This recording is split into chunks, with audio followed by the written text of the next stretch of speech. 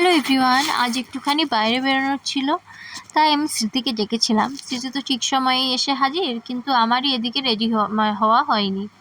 তো যাই হোক, আমি এখানে দেখো ঝটপট করে রেডি হয়ে নিচ্ছি।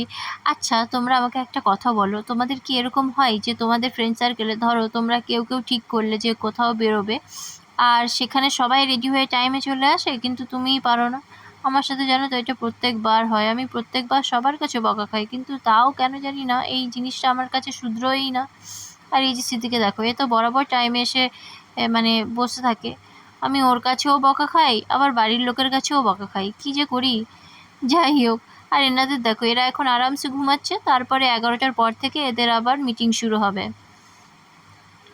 তো আমরা এই মোমোর দোকানটায় ঢুকেছিলাম, ভেবেছিলাম এখানেই খাবো, কিন্তু আবার মাথায় এলো যে বেটু আবার কান্নাকাটি না শুরু করে দেয়। তো সেই কারণে পার্সেল নিয়ে আমি আর স্মৃতি সোজা চলে এলাম বাড়িতে। বাড়িতে এসে চেঞ্জ না করেই হাত পা ধুয়েই আগে খেয়ে নিলাম, কারণ প্রচণ্ড খিদে পেয়েছিল। আর মোমো দেখলে আমার এমনিই খিদে পেয়ে যায়।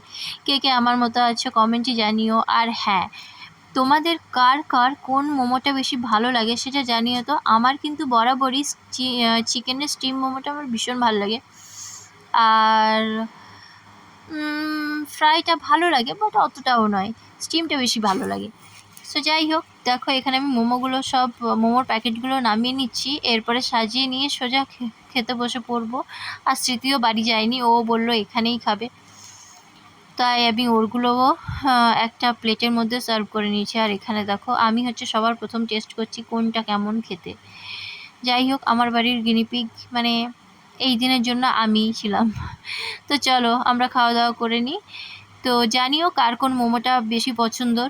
তো আজকের ভিডিও এই অবধি, দেখা হবে অন্য কোনো নতুন ভিডিওতে। টাটা, ভালো থেকো সবাই।